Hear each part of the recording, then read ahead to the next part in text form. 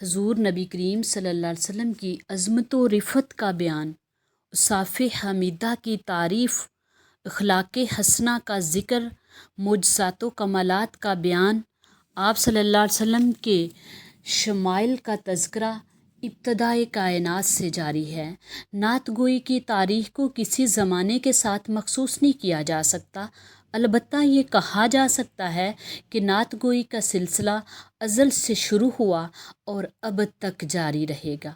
آپ صلی اللہ علیہ وسلم کی آمد سے قبل بھی آسمانی صحیفوں اور کتب میں آپ صلی اللہ علیہ وسلم کی آمد کی بشارتیں اور اوصاف حمیدہ درج ہیں۔ خود رب قدیر نے قرآن مجید میں مختلف انداز میں آپ صلی اللہ علیہ وسلم کی شان بیان فرمائی ہے۔ صحابہ کرام نعت رسول صلی اللہ علیہ وسلم کو اپنا مقصد زندگی سمجھتے تھے۔ دربار رسول صلی اللہ علیہ وآلہ وسلم کے مقبول شاعر حضرت حسان جب نعت پڑھتے تو ان کا کلام سن کر سامعین کے قلب و جگر پر طاری ہونے والی کیفیت اور وارفتگی کا اظہار و بیان ناممکن ہے۔ نبی کریم صلی اللہ علیہ وسلم کا تذکرہ نثر میں ہو یا نظم میں، نعت کی صورت میں ہو یا رہبری اور رہنمائی کے حوالے سے ہو، ہر طرح باعث سے برکت ہے۔ نعت عربی زبان کا لفظ ہے جس کے معنی وصف، خوبی اور تعریف و توصیف کے ہیں۔ اللہ تعالیٰ نے اس مقدس کتاب میں جگہ جگہ اپنی حمد و ثنا کے ساتھ اپنے حبیب صلی اللہ علیہ وسلم کی نعت و صفات بھی بیان کی ہے، جو کہ نثری نعت کے بہترین نمونے ہیں۔ چند آیات طیبات خاطر نشین ہوں، اور بے شک آپ صلی اللہ علیہ وسلم، یہ چند آیتوں کا ترجمہ سنیے۔ بے شک آپ صلی اللہ علیہ وسلم عظیم الشان خلق پر قائم ہیں۔ پھر ایک جگہ پر ارشاد ہے، نبی مکرم صلی اللہ علیہ وسلم، بے شک ہم نے آپ کو حق اور خلق کا مشاہدہ کرنے والا اور حسن آخرت کی خوشخبری دینے والا اور عذاب آخرت کا ڈر سنانے والا بنا کر بھیجا، اور اس کے اذن سے اللہ کی طرف دعوت دینے والا اور منور کرنے والا آفتاب بنا کر بھیجا۔ پھر اللہ تعالیٰ ارشاد فرماتے ہیں، بے شک اللہ اور اس کے فرشتے نبی مکرم صلی اللہ علیہ وسلم پر درود بھیجتے ہیں۔ اے ایمان والو، تم بھی ان پر درود بھیجا کرو اور خوب سلام بھیجا کرو۔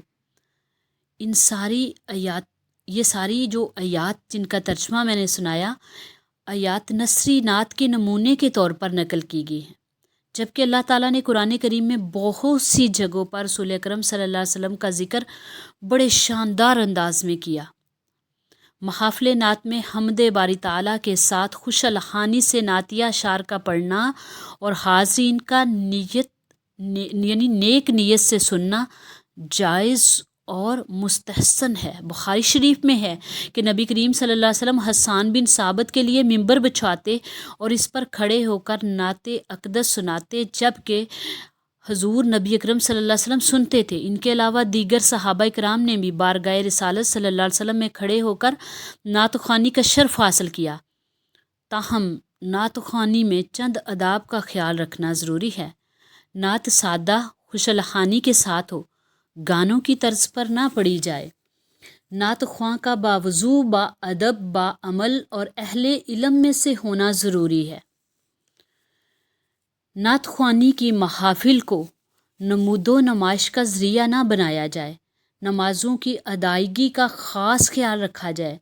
محافل نعت کے شرکاء باوضو ہو کر اور سروں کو ڈھانپ کر محفل نعت میں شریک ہوں اور دوران محفل مؤدب ہو کر بیٹھیں۔ محفل نعت میں جتنی بھی محافل نعت میں شرکاء سے نماز کی پابندی کرنے اور جھوٹ، بددیانتی، کینہ پروری، حسد، غیبت اور دوسری باقی برائیوں کو چھوڑنے کا حلف لیا جائے۔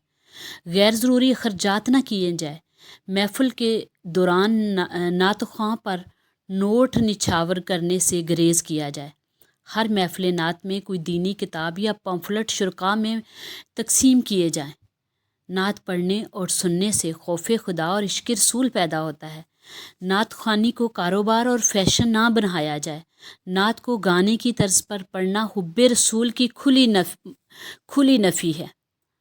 محافل نعت کو اشاعت دین کا پلیٹ فارم بنانے کے لیے علماء اور بانی محافل اور نعت خواں حضرات اپنا اپنا کردار ادا کریں اور محافل نعت کو مساجد، مدارس اور روحانی خانقاہوں پر منعقد کرنے کو ترجیح دیں۔